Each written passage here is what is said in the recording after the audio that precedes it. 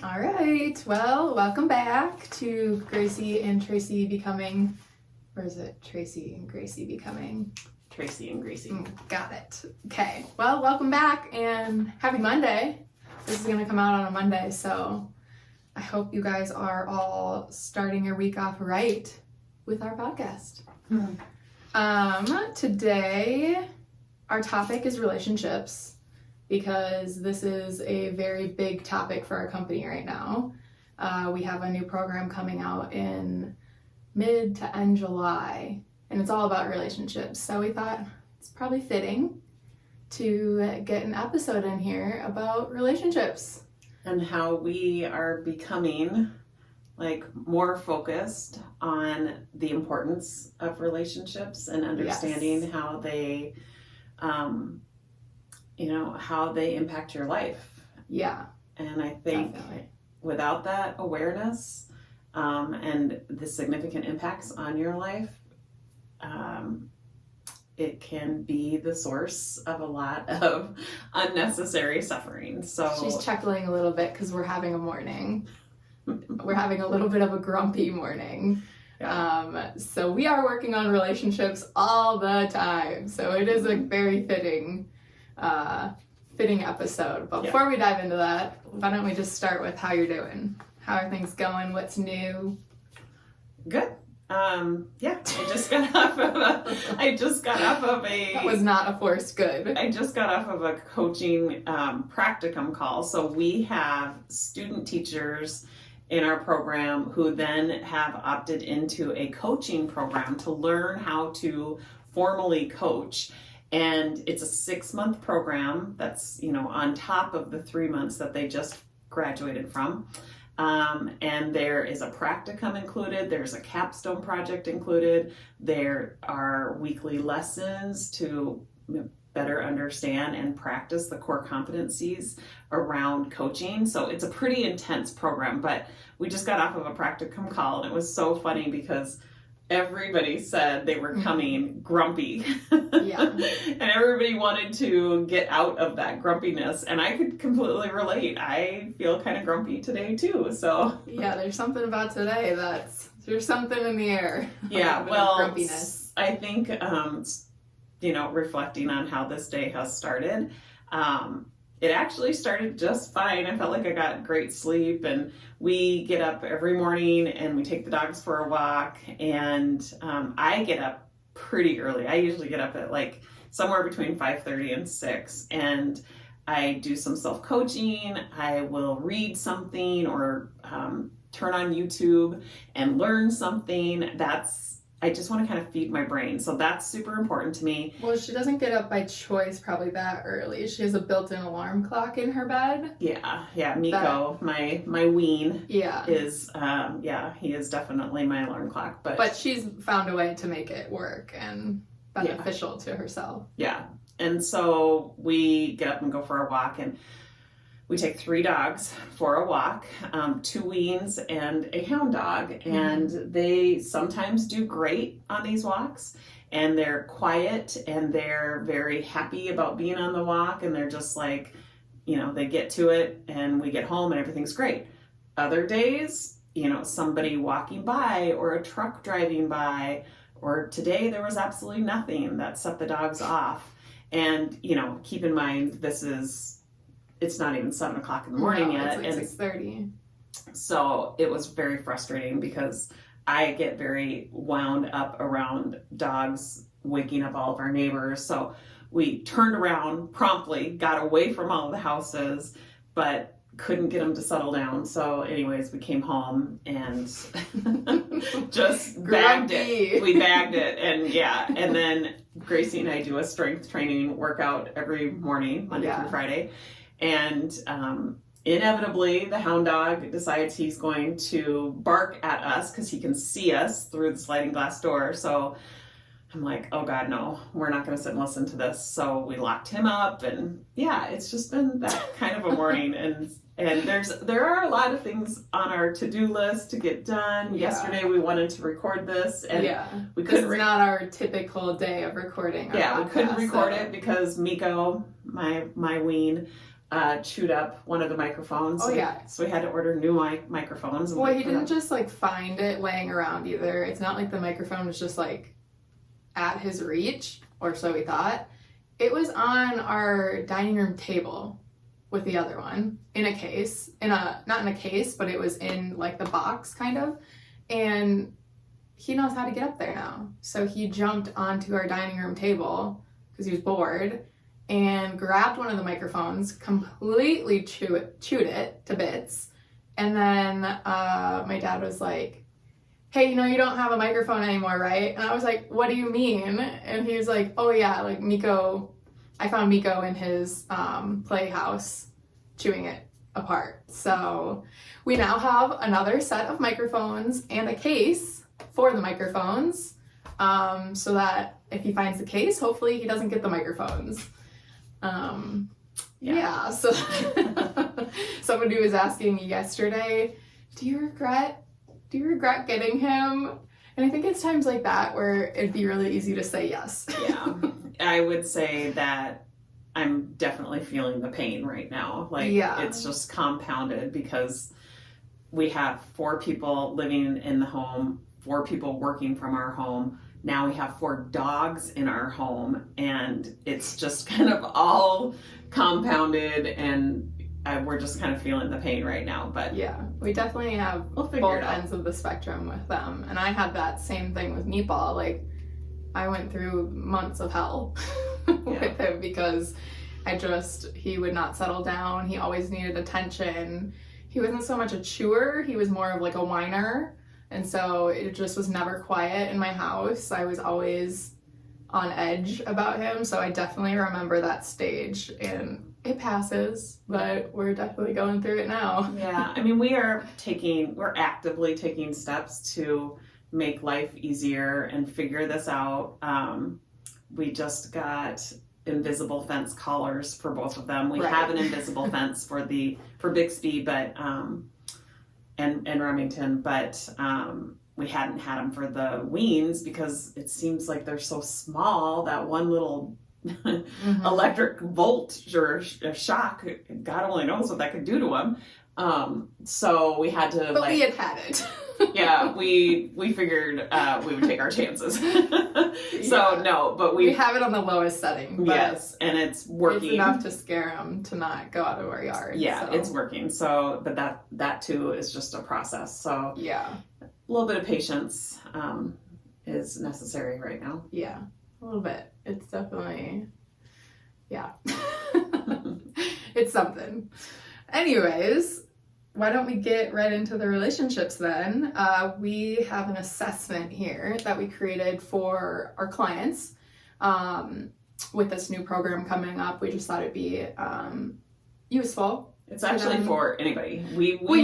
For anybody, but yeah, for anybody. So we made this assessment, and we thought maybe it'd be fun for us to actually take the assessment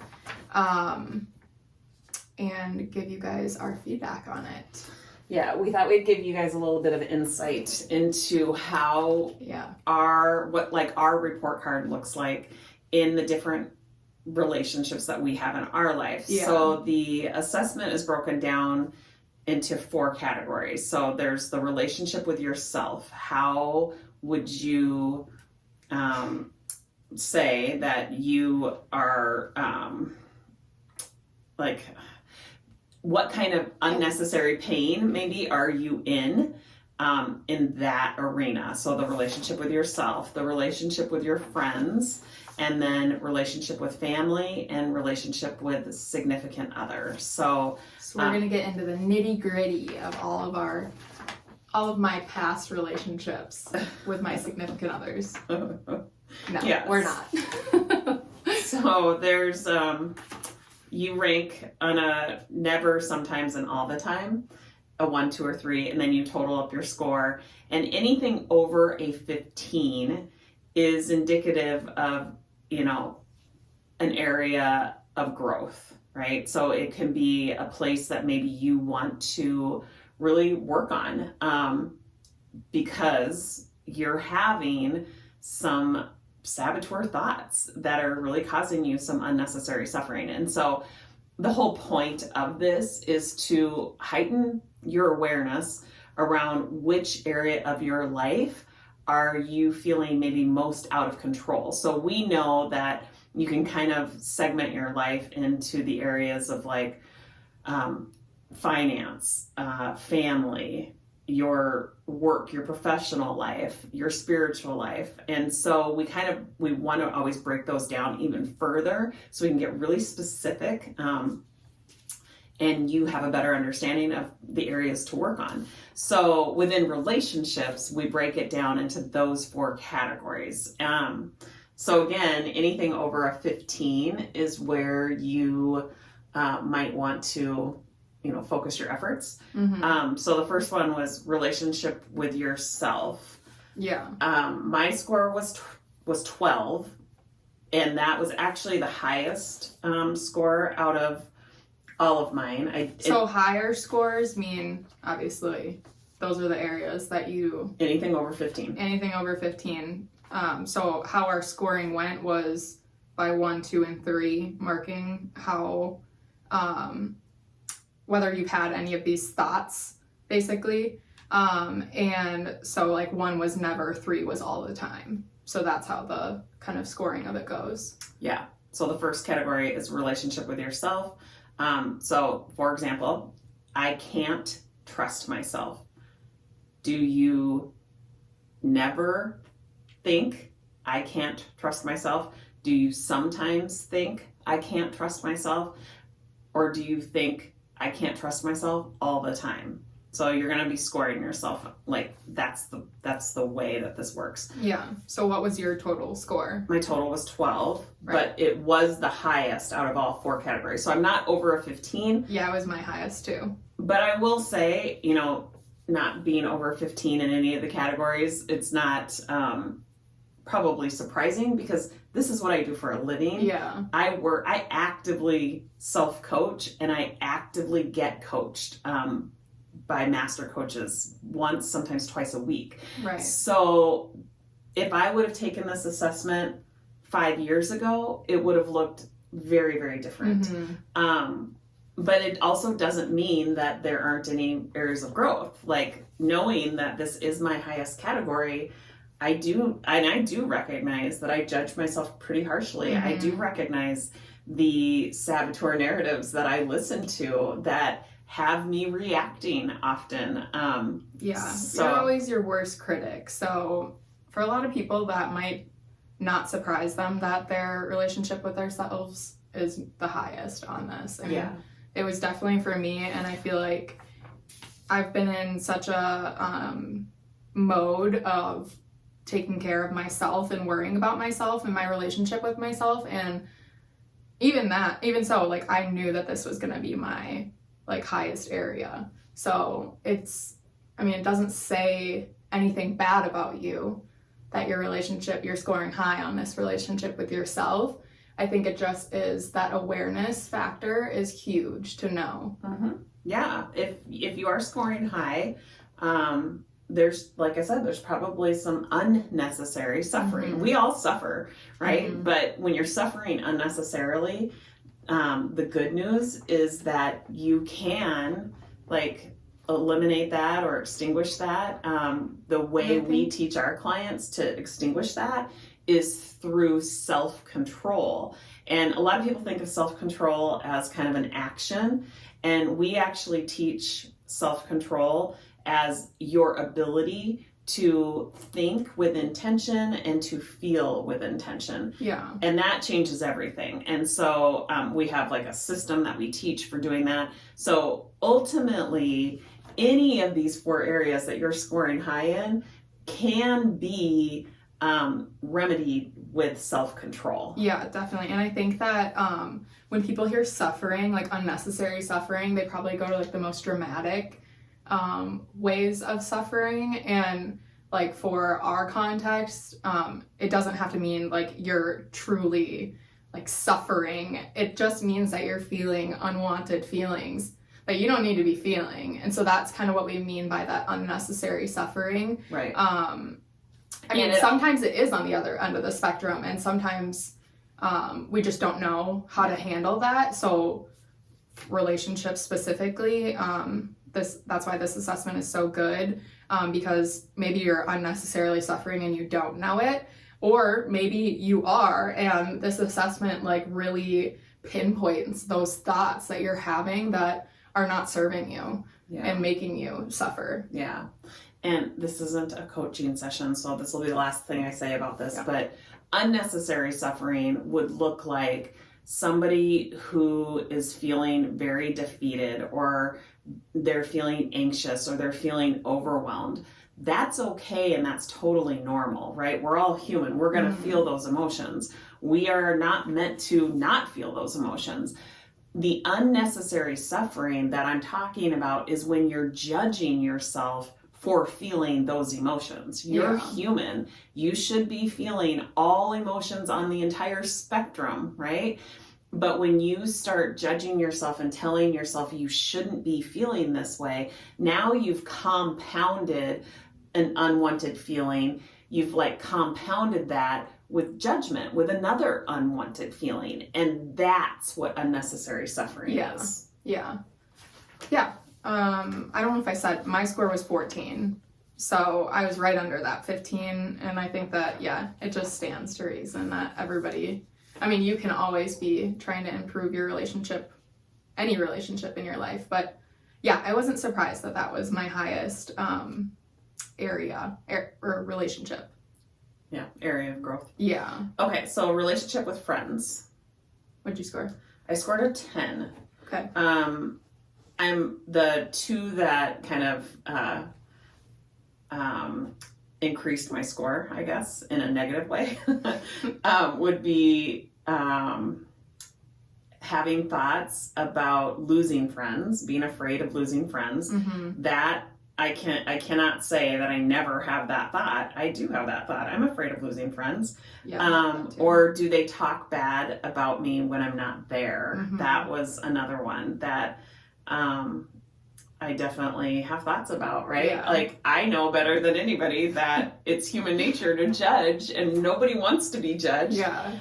That's also human nature. And so... Yeah, I totally thought when I was sitting down to do this assessment, because we were talking about maybe doing this and then sharing our results, and I was like, sure, I'm gonna have like really low numbers.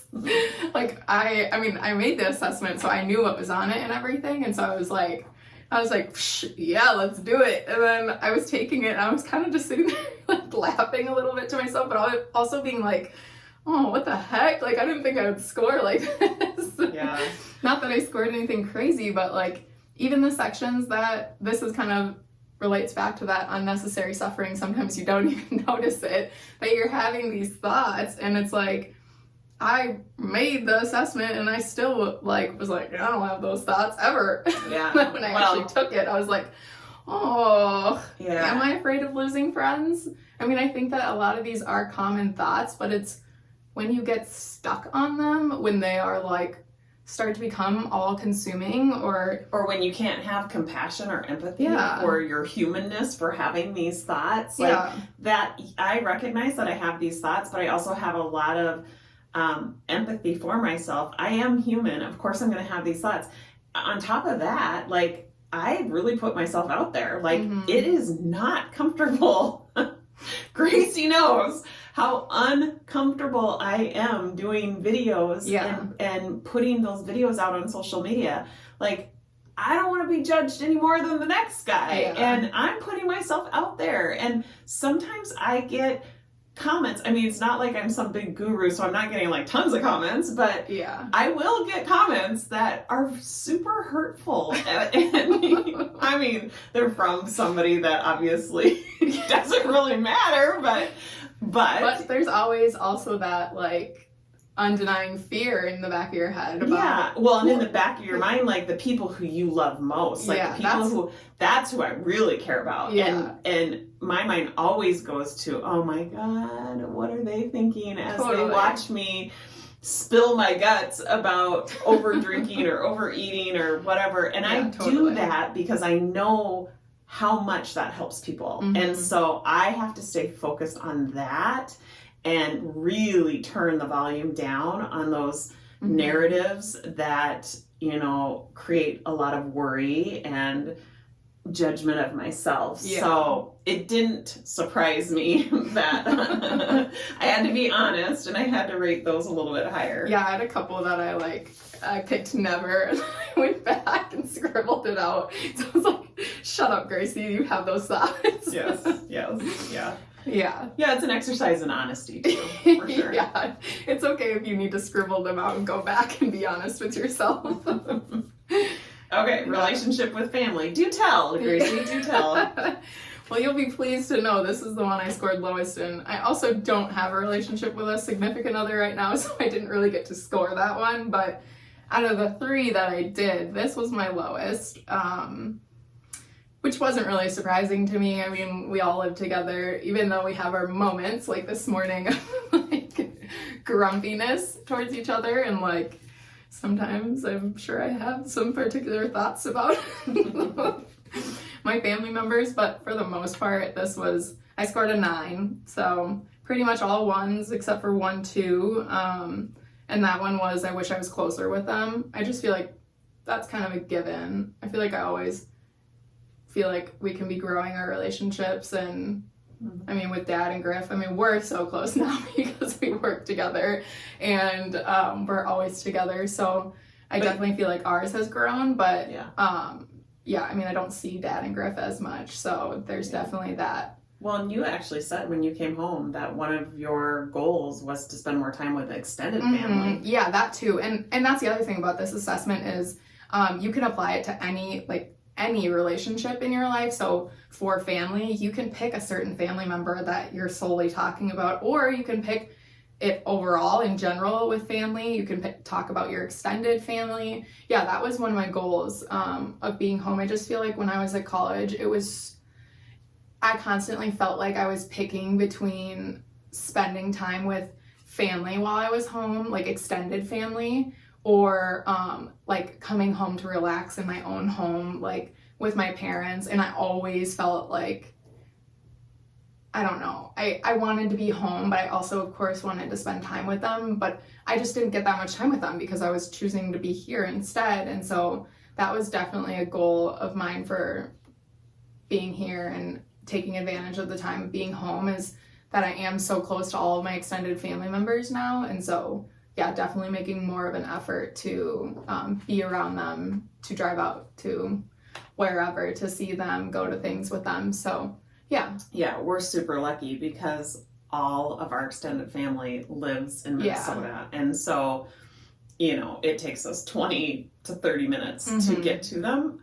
So we're so fortunate in that regard. But I think it would be interesting to have Griffin take this because Griffin this might be his highest. He doesn't have a significant other either, so some of the thoughts, I love them, but I can't stand them. Yeah, he'd probably say all the time. He thinks that. Because I think it's funny how he talks about when he moves out, it's probably going to be due to the dogs.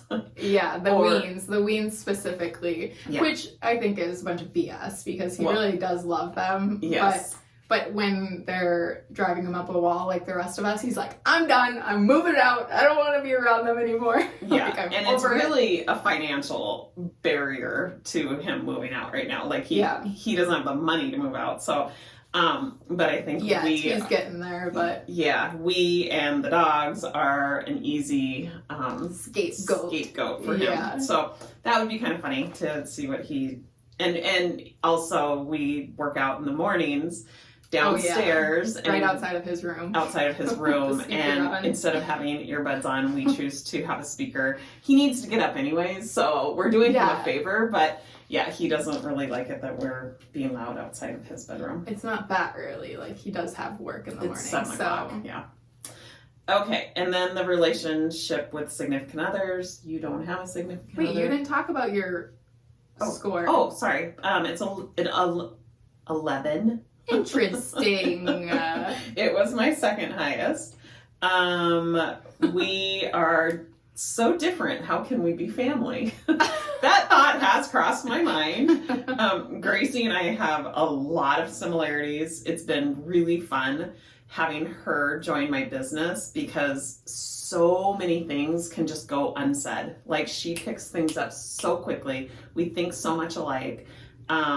There is no doubt in my mind that we are family. I don't have that thought about her at all. It's so funny when people see like what we're doing. Like when we went to the conference and like people kept coming up and being like, "Are you a mother-daughter duo?" I kind of wish we like played it off like we weren't, just to like mess with them. Because like we could have said sisters. No, no, that's not what we would have said. No, I'm saying we would have said, no, we're not. We're not even alike. I don't know what you're talking about. But it was funny because like I know we are very similar, but I also don't like sit here and think all the time, oh, we're the same person, like other people outside of us maybe think. And it was just so funny to like talk to certain people and like we have matching tattoos on our wrist. And we were dressing a lot alike at this conference, and people were like coming up to us like, "Oh, you guys are cute." Like, whatever. I don't think we look very much alike. I thought that was weird that so many people kept saying that we look so much alike. People say that all the time, especially when we have our glasses on and our hair pulled back like how hers is. Like, I think it's funny when we get on like our group coaching calls and we literally look the same, other than what we're wearing. Of course, like right now we don't match each other's vibes, but like our I take that as a huge compliment. I'll look like Gracie any day. Unfortunately, I don't really see that as much. I mean, she's got these huge eyes and super long eyelashes and a body to die for. I'm like, yeah, I'd love to have all that. But anyways, and then what was the other? I have to forgive them because they are family. That comes to mind. And then the other one that I scored a little higher on was that they don't understand me. And I do have that thought more. I would say I have that thought quite often in all of my relationships. Yeah. Yeah. Sometimes I worry that I'm misinterpreted. But I will say, because I notice that thought more often and I start to question, how are they interpreting this? Like, what is my vibe? What is my tone? What is, so I have become way more self-aware in that regard, because I do have that thought. And so instead of letting that thought really sabotage me, I question it. And that's just part of, what we teach people to do, is to really question your thinking, because your thoughts are either sabotaging you or they're benefiting you, they're supporting you. So it's almost always one or the other. And so I think, they don't understand me is often a very sabotaging, thought. And so I have taught myself how to self-coach around that. Yeah. But if I'm being honest, it does show up. Yeah. I feel like that's also probably a really common one for a lot of people. And it probably should be in every category here, just because, people probably do equate that to a lot of their relationships, or feel that way about some of them in some fashion. Yeah. I think that is relatable for sure. And then the significant other.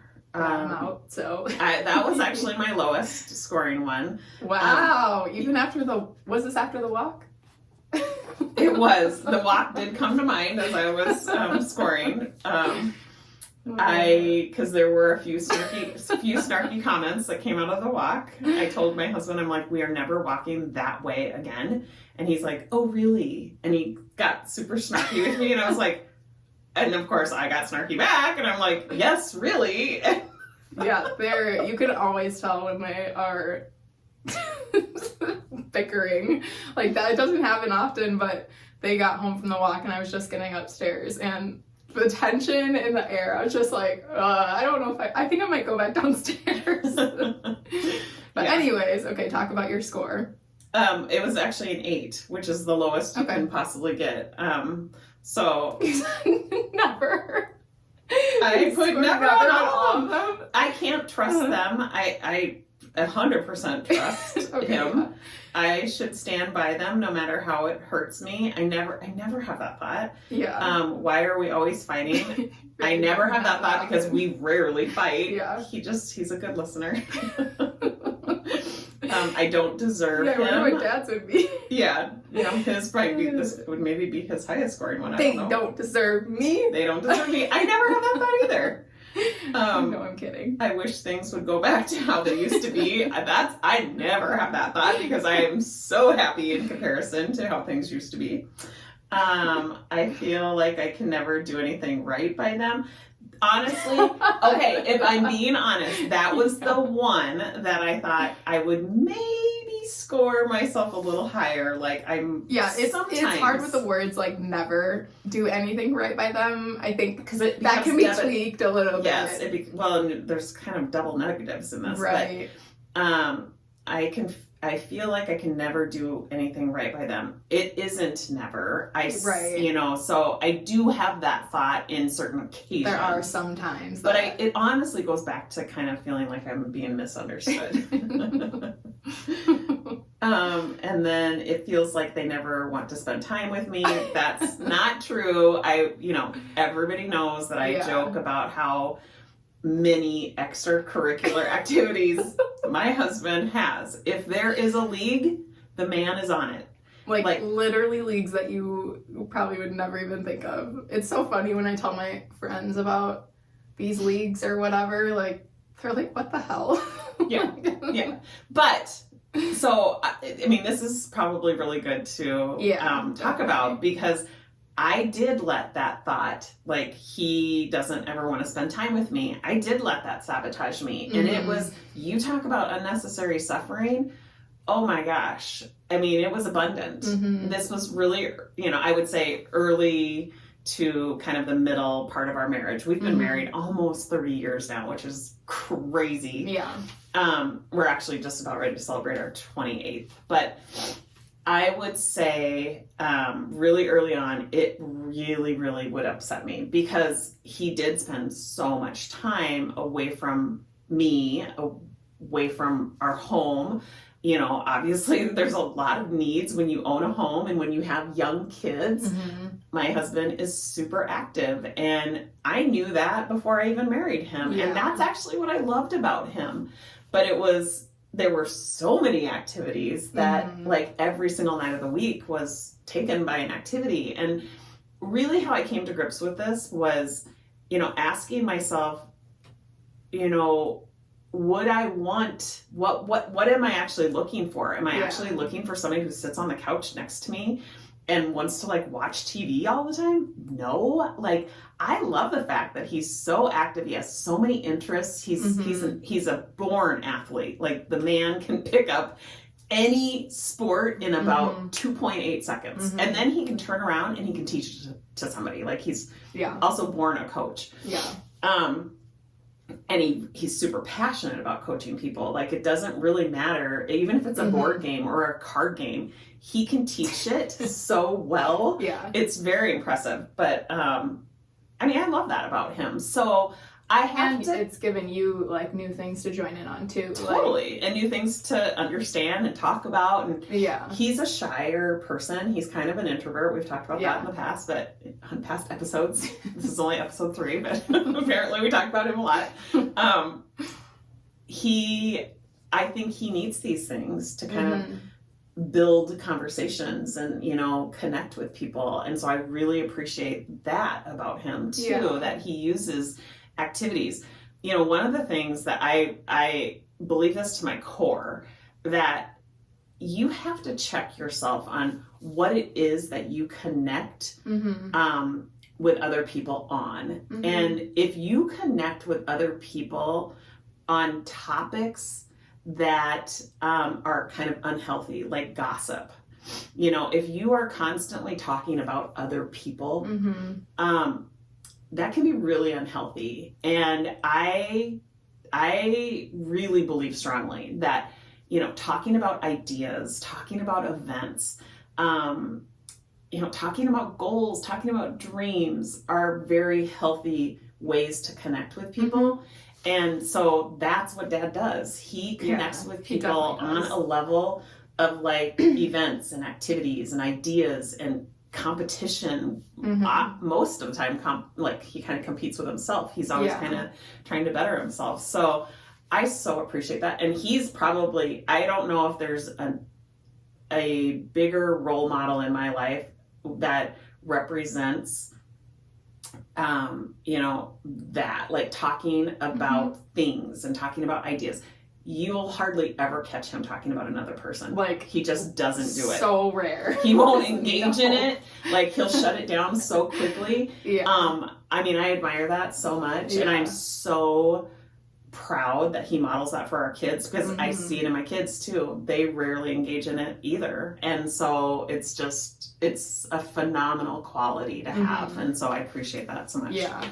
Yeah, and I think the last thing I'll say about that section, the significant other, I mean, I'm not in a relationship with somebody else right now, so I just left it blank, but I did go through it and just kind of think about like past relationships and how sometimes I would have missed those thoughts, or maybe like I had those thoughts, but I'd cloud them with something else. And so I think that it is a really good, even if you feel like you're in a really good spot. I mean, it still made, she scored all ones, but it still made her think about some of those things that, like, even though it's not spot on or she's not scoring high on it, she still sometimes has saboteur thoughts about this relationship in her life. And so, I don't know, I think it's important that we're always checking in with each of these relationships in our lives, even if it might not apply to you at the moment, or you think that you have the best relationship in the entire world with any of these areas. I think it is really good to just kind of put that in check. Like I said, I totally thought I was gonna have like all ones on everything. I just was like on my high horse about my relationships, I guess. And yeah, it's just good to put yourself in check with that. So it's all about self-discovery. So the way we kind of attract people, I think, to our business is we talk about generally, do you have a problem to solve or do you have a goal to achieve? Because people can usually see themselves in one of those categories. But, and so this will help you really understand that. Do you have a relationship in your life that is problematic, or do you have a relationship in your life that you really want to kind of grow to that next level? But sometimes you don't see it like that. Sometimes you'll recognize that you could use some support through the way you're feeling. Like if you are recognizing that you're feeling anxious or frustrated or overwhelmed or defeated, fearful, judged, those maybe are the signs that you need to pay attention to and recognize how you can get support. And this is kind of a fun thing to do, like taking this assessment and stuff, but it can also be really nerve-wracking for people that know that they have hard relationships in their life. So just recognize that too. Like, it's okay to have either type of feelings about an assessment like this. The first step to really changing those relationships in your life is doing something like this to bring awareness to your relationships. And it's totally normal and human and okay to have relationships in your life that need improving, and to just be honest with yourself about it. I think that that's probably the biggest thing. Like, I didn't have any crazy high scores on here, but I definitely know that there's been past relationships that I probably wouldn't have even wanted to take an assessment on, just because they were that, I don't know, destructive in my life, or they caused me a lot of pain. So just give yourself grace and empathy when you're doing something like this, especially if you have those hard relationships in your life. And it's not meant to really be shared with anybody else. No. It's really, the purpose is to heighten your awareness. No, we just thought it'd be funny to share. I wanted to call it like a report card, but it's so interesting how people have such a negative, they're very adverse to report cards. So we're just calling it an assessment. But it is, you can call it whatever you want. But this where is this going to be? I don't remember. I'll leave the link to this in wherever you're listening to this episode, where you have it on Spotify, YouTube, I don't know, iTunes, Apple Podcasts. Yeah. So wherever you're listening to this episode, the link will be there in the description. If you want to take this assessment and see what it's like for yourself, it'll be there for you. Yeah, and then it does lead to our masterclass that we're going to have on July 14th. Yes, on the 14th. So if Where- that's something you're interested in, you can... Yeah, we're going to teach Find the that self-control operating system, because ultimately, like I said, the remedy to all of this is self-control. Mhm. And we're going to teach that operating system. It's going to be an hour-long class. And we're going to make it very specific to relationships. Yeah. So that would be kind of that next step. Yeah, but we'll talk more about that probably later. Yeah, I also thought it was interesting that we picked relationships as kind of our focus, because we just returned from a wedding. We went to your high school friend, Griffin's one of- best friend friend. from high school. Yeah, was he had getting married his high school sweetheart. Yeah, it was beautiful. Yeah, It was really, they really cute. were my takeaway from that was like, I was so impressed by how poised and mature they were. Like, I kept thinking that the whole time. I was like, I cannot picture myself getting married right now.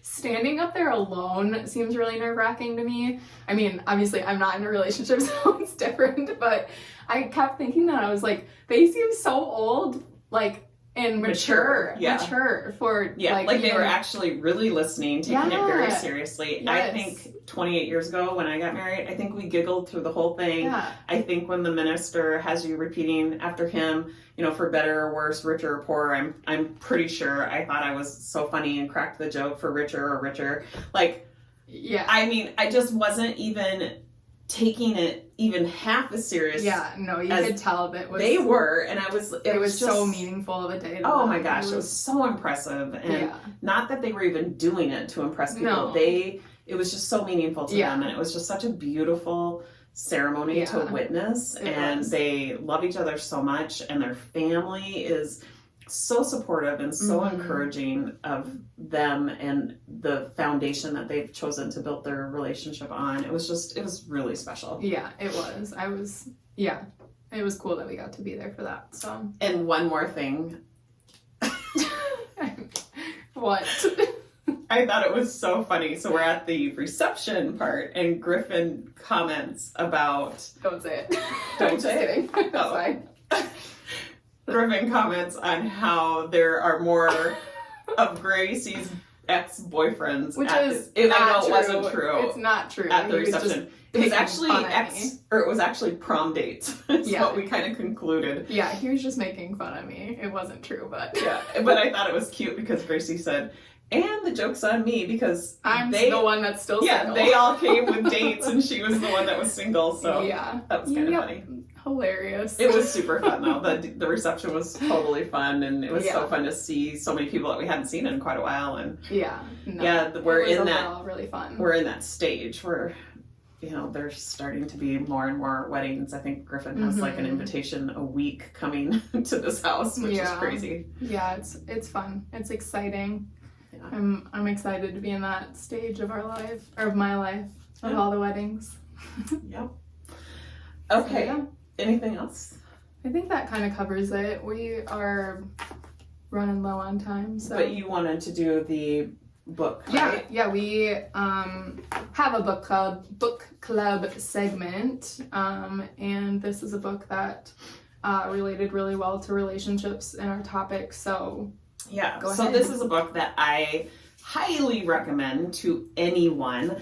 Regardless of what it is that you may be struggling with or what it is that you want to achieve in your life, The Power of Now is a guide to spiritual enlightenment, but I want to make sure that I really clearly state that there really is no religious alignment.